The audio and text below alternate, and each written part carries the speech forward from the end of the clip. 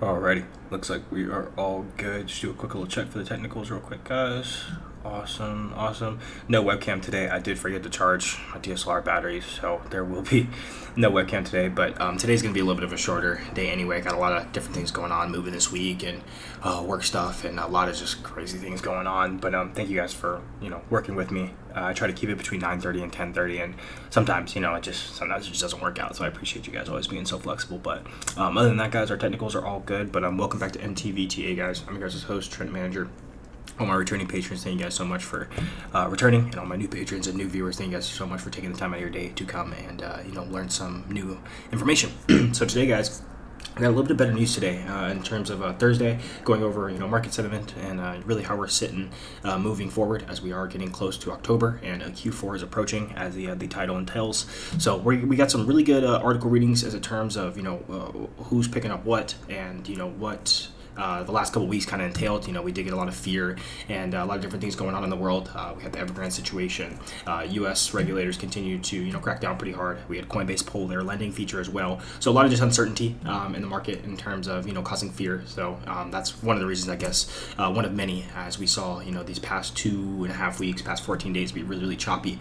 And but staying away from the negative news, to entail the news of what we got this week or further this week, we've got a lot of good things on the technicals. We've got a lot of good readings actually that are going to kind of entailing what's going on behind the scenes, not just on the front layer. So first off, with our first article, not to waste any more time, we're going to get into the 76ers getting a Crypto.com announcement jersey patch partnership. So this is huge. I'm really excited for this as I'm an NBA fanatic. I love NBA. I collect all the top shots. I do the best I can to really always get top shots when I can, but overall I've been watching basketball since I was a kid, and this is very beyond exciting. So two of my favorite things, crypto and basketball. So quoted here, Crypto.com will be woven into the fabric of identity, said Chris Heck, 76ers president of business operations. Together we will change the landscape for how crypto is integrated in sports. So this is not anything new. If you've been here for a while on the channel or you've just kind of been paying attention, we know that NBA Top Shot has been one of the highest ranking NFT platforms with Dapper Labs, one of the highest ranking platforms in terms of liquidity and volume. Following there, we had the Wax collection with the MLBs, and you're seeing a lot more integration with a lot of athletes, rookies, legends. They're really becoming engulfed in this NFT realm, and more taking things from the physical realm and implementing them on the blockchain for just as much scarcity and rarity. So even going on further, we're excited to announce the partnership with the 76ers becoming the global crypto. Oh, I think we already covered that. Oh, actually, wait, was this? Oh, no, actually, this is a different one. We're extremely excited to announce the partnership with the 76ers becoming the first global crypto platform with an official jersey patch partnership in the NBA, said Chris Mazurek, of the co-founder of CEO of Crypto.com. So I mean, that's a pretty big deal. I mean, if you really put in the grand scheme of things, that's pretty crazy. We saw, if you watch UFC and you're any kind of familiar with that, there's a lot of crypto sponsorships on the Octagon, on the side. We've seen Crypto.com and UFC, and a lot of some of you guys are Joe Rogan fans, but we've seen a lot of different sponsorships across different sports. But in terms of the NBA and major volume, as the NBA pulls in so much revenue, not too shy behind football. I know they were pretty close the last couple of years in competing, but this is a pretty big deal. So they have a short little clip here that I'm going to play that I thought was really awesome. Let me turn this down so you.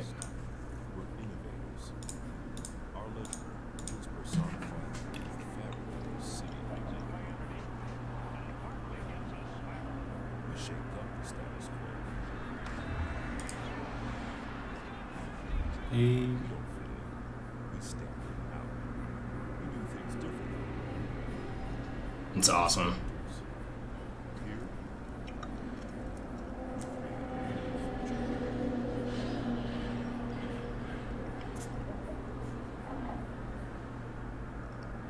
It's pretty awesome. I mean, I just never thought this soon I'd see something like this. So I'm pretty excited. I think that's phenomenal. And I know they were talking about their first NFT series with the 76ers, like first round collection. So these are the things you just want to pay attention to. The news, of course, doesn't always affect market sentiment, but the news also, why we cover it so much, is just because it entails what's going on behind the scenes and what you can anticipate happening. That's really the ultimate decision of you can make on your own. For me, I love reading the news because this is just giving me the outlook of what higher ups are doing, we're following the money. That's exactly what we do here. You swim with the whales, you swim with the big fish, and then once you get big enough, you can go swim off on your own. So that's exactly, pretty much what we're entailing here, and I love it. I really do love it. So moving on to Robinhood wallets. So they are doubling down. Doubling down with cryptocurrency wallets. So Robinhood is finally adding the removal for cryptocurrency eventually here to come in October of 2022. So those who had placed your crypto on Robinhood, I have a little bit on there as well, not too much, but of course it's for this reason. You've probably noticed by now that you have no wallet in your Robinhood address. So meaning that you just cannot send your crypto out to external addresses, other exchanges, cold storage, etc. The only way to do that is to cash out your cryptocurrency into cash, which would be a taxable event, and that's something most people don't want to do with the entailment of Ethereum being the lowest it's been on exchanges since about a year and a half now. The HODL mentality for Ethereum is very, very high. Bitcoin as well, store of value, not many people want to cash out of that. Robinhood's overall revenue stream is very, very highly dependent on crypto. I did not know how much volume they actually did bring in terms of cryptocurrency. It makes a lot of sense. Robinhood has that instant deposit feature, and there's no fees for buying any cryptocurrency on Robinhood, and it's instant. I love the Robinhood model. My main brokerage is still with Robinhood, despite all the issues that they've had legally and morally and all that. Personally, of course, not with the insider trading, all the bad stuff that goes on the back end, but that's really with every institution and enterprise. You've got to account for fraudulent and other things like that. As crazy as that sounds, like, oh, Trent, you literally just said, like, you're going to trust a fraudulent company, but if you really do think about it on the grand scheme of things on enterprises and a lot of those big corporations worldwide, not only just worldwide, but of course higher up in the enterprises, billions of dollars worth, you're going to have some shady behavior. That's just kind of unavoidable at that point. There's too much money going around, too many hands in the pot. There's going to be things that are going to happen, and you just got to really set yourself up for the best kind of outcome on your way, just paying attention and not being too over leveraged. But anyway, Robinhood wallets claim to debut October for early signups. So if you actually want to go into your Robinhood app, if you use Robinhood, there should be a sign up feature to where you can sign up and get your wait list. I think I'm like 20,000 or something. It's probably ridiculously long, but I'd imagine they take a good couple thousand for the early release, and they take them by huge sections. But more than half of Robinhood's 565 million transaction-based revenue came from cryptocurrency. So that I was right on that one. That they do have a massive stake of driving of cryptocurrency for their overall makeup for revenue, which is pretty nuts. I know Dogecoin made up a pretty crazy amount of that as well, which is pretty believable as well. But other than that, guys, I mean, this is another bullish catalyst that just kind of shows, hey, we heard you, we're listening, we see the growth, and I mean, of course, if you're Robinhood, you're anywhere close to, aware that you would probably want to hop on this ASAP for the terms of your customers wanting to return to you, and also I thought maybe they might add a little APY wallet side gig in there to where if you keep some crypto on there, they might earn you some APY, maybe it'd be 2%, 3%, maybe 5%, you never know. But I know their card APY is terrible, so it's only it's ridiculously bad, so I don't really keep a lot of money on Robinhood. But other than that, guys, I mean, this was really, really something to see. Pay attention. I know their stock rebounded pretty well off this news, up 8% yesterday. I do know that when I did give a quick look. But these are some things to pay attention to. Let's just continue to pay attention and follow the money and see where things go. We know we're approaching Q4, guys. We know we're coming to Q4. We know what happens Q4. We were just here last year, if you guys remember. So if you're new, of course, stick around. Just pay attention. Pay very close attention. Ethereum balance on crypto exchanges hits new lows as Ethereum price retakes $3,000. So let's talk about this for a second. So this is something that we're going to kind of get into a little bit more Ethereum news as we kind of continue going down the ladder. So really what we see here with Ethereum is we're seeing exchanges, Ethereum on exchanges hitting all-time low, causing a little bit of a supply shock. So we know with Ethereum, it's a very strong ecosystem with the HODL mentality. We have Ethereum 2.0 coming here pretty soon. We have layer 2 solutions. We have Arbitrum. We have a lot of these great things coming to make the network even more sustainable for basic users and the user experience to be even better.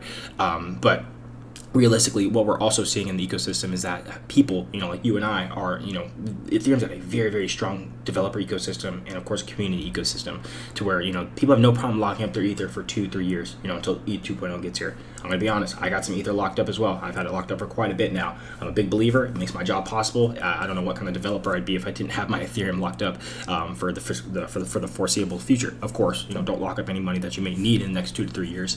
But realistically, what we're looking at now is that, we see a ton, 11,616 ETH in November from 2020 to 7.7 5 million ETH on September, locked up in some sort of DeFi smart contracts or smart contracts in general for yield farming and passive income intake. That's not even just with 2.0. That could be for Aave farms. It could be for compound farms, Uniswaps, anything locked up in terms of that's earning you passive income for the anticipation of keeping the yield active on the network, which is absolutely crazy to see. So just like Cardano that we've kind of talked about, that the strong ecosystem of communities and the strong developer background makes Cardano such a threatening player. When you have a strong community, you have good developers, that's a dangerous combo for a really good project. When people trust your project enough to lock their money up, or just put that in the network to secure the network for a reward of passive income. It could be as low as a couple pennies a day, but some make $10 to $100 a day. That's really just something to keep in mind here. Lark Davis even tweeted out here. I love how they put him in the website. Now, if you guys want a really good channel to follow, also Lark is phenomenal. But here, actually, let's take a quick look at this tweet before we do move on here. But this is something really to pay attention to. This is showing a lot of really good catalysts for us moving forward, and in terms of trust of what Ethereum is gearing up to do. So we've seen short-term waves on the MVRR 7D. Not really too familiar with the 7D, but in terms of tracking liquidity and volume, we see something pretty promising in terms of the green being the undervalued, like we're seeing here. But going over to our tweet here. Let's see if it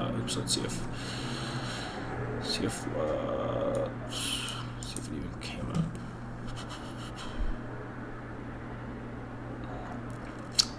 There we go. I was about to say I might just have to link it to you guys, but like I said this before, 10,000 is programmed already in the matrix in terms of the lockups. It does give some really good anticipation, so like to see us break all-time highs first before we do get to that point. But I do believe a 10K Ether is definitely on the table at some point in time. Could be sooner than we think, but we will definitely see. So even going on over to UltraSound Money, we're going to give a little bit of look of how much ETH is being burned since the implementation of 1.559. We don't talk about it too much anymore just because that was something of heavy topic that we were talking about for quite a while. But we do notice is that we are hitting deflationary blocks. So really what that means is that as supply growth, we're hitting negative 4% of Ether per year. So that is number one driving the incentive for what we're seeing in lockups in terms of people not wanting to spend their Ether, people really keeping their Ether for passive income, and really trusting until 2.0 officially emerges, which should be about another 2 years. But in terms of supply growth, we're starting to see large yielding negative blocks. So ETH is starting to becoming deflationary, therefore making it more scarce, giving the intel to hold, and not really cash out of your position, unless absolutely necessary, or of course taking other investment ventures. So this is something really to pay attention to. Everything here, when I was reading it, going through it last night and this morning, I was really just kind of thinking in my head, thinking back in the past, we've been here before. We know Q4 is here. This is something that we saw literally last year, less than a year ago. We know what this season can entail. So, it's just like we always have. Stick to our game plan. You have your own game plan. Don't listen to anyone. Things are going to start getting pretty hectic here. Pretty soon we know what October, November, December holds. So, we're approaching that quickly, and let's just always remember that things can get very emotional during this time. So, we're going to keep everything on the same book here. But overall, guys, we're seeing massive amounts of Ethereum just leaving exchanges. We're seeing deflationary blocks. We're seeing lots of exchanges utilizing Ethereum for gas fee pushes and so on. It's pretty awesome to see. Especially with the 1.559 merge. Definitely seeing this asset become more scarce as it should be in terms of its use purpose is really cool to see. So going on to Tom Brady as well. I'm trying to make this under 25 minutes today. Tom Brady as well, giving his pretty impressive quote for completely saying, hey, I have no problem getting paid in Solana, Bitcoin, or Ethereum at some point, here soon in the near future. Hey, I'd love to get paid in some Bitcoin or Ethereum or Solana tokens. I think it's an amazing thing that's happening in the world with the way the world is becoming more digital. Awesome. The digital age is upon us. I don't think we're ever going back. I don't think we're ever going back. We're using the technology and information to track things much better, and definitely see a world where players are going to be paid in cryptocurrencies in the future. Definitely doable. We see it all the time. We've seen it with plenty of athletes before. Tom Gronkowski's just got, we watched that a couple weeks ago in terms of his Voyager press conference and how things went with his sponsorship and his promotion. I know a lot of these athletes are already getting paid a good grip of money. They have financial advisors, and I wouldn't be surprised if a lot of these athletes and other famous individuals, happen to own crypto years ago. There are plenty, just because, someone's an athlete or they're rich and famous doesn't mean they're automatically stupid. There are plenty of, very successful and intelligent athletes and actors who, take investment ventures just like you and I, just like everyone is trying to do is financial freedom and stretch that wealth for families and generations to come. But really cool to see. I mean, we've heard about Brady's talks before. It's not the first time he's brought this up at all. If you guys remember, he's had his comments, he's had his talks, he's had his even small sponsorships here and there. We talked about Trevor Lawrence and a lot of other football athletes who have came forward and said, "Hey, this is dope. I would love to do this. Let's figure this out as things continue to unfold with regulation and clarity." But overall, one of the most respected athletes in the world is coming forward and saying, "Hey, this is dope. I really enjoy this, and I want to make this happen." So, another thing to keep on the radar. Most definitely. This is just because it's someone large. Doesn't mean Top's coming in or anything crazy like that. I know people get this misconception of that, like when people start talking crazy about it, that's just we're starting to get to that crazy cycle top, and most people haven't experienced that crazy blow off top just yet. But this is going to be some of your guys' first ones, and I'm really happy you guys are here because this is a teaching lesson that you've seen weeks and months in the making. So also hopping over to layer 2 overview real quick, going over Arbitrum, still holding strong with their optimistic rollups, DYXD also going in with their ZK rollups. And plenty of other projects doing good, such as Loopspring and ZK V2. So what we're looking at here is we're seeing the scaling solutions and projects for utilizing the Polygon layer and a lot of other ecosystem and other blockchains for user scalability. So we're seeing Arbitrum is still being the top number one for making not, of course, I know gas fees are still crazy, but in terms of as we're moving forward, there will be basic user rollouts, and the ecosystems will become more user friendly, as we've been talking about. Things just don't happen overnight. It's not just a snap of a finger where instant low fees and everything's back to where it was 2 years ago. We've got much more users now. We've got more entailment. We've got a lot more individuals here to drive this ecosystem, and that's what we want. It's just now we have a little bit more to chew on. So now we've got to implement a lot more plates and forks for everyone else at the dinner table. That's really the best way I can put it, guys. But realistically, what we're seeing here, we're seeing some. Here at our September 17th, we're sitting at, wow, that's a lot of Ethereum. I know we saw our quick dip here, but of course, this is the one thing I learned about L2B is that it does collateralize not only just off Ethereum, but ERC20 tokens. So anything that really is alive and sendable on the Ethereum ecosystem. So that'd be Chainlink, Polkadot. Let's see what else is on there. Aave, and a lot of pretty much everything that you can imagine in DeFi is collateralized through Ether as well. So that's something to keep in mind. I know that was a question that I kind of had in terms of USD to Ethereum ratio value, but other than that, we're seeing some great recovery as we continue to go back up to our previous highs, and we will see how the rest of how the month plays out. And I'm really excited to see how it does, because we know what October usually can entail for us. And also, lastly, we're going to cover our charts real quick before we hit our 20-minute mark over here.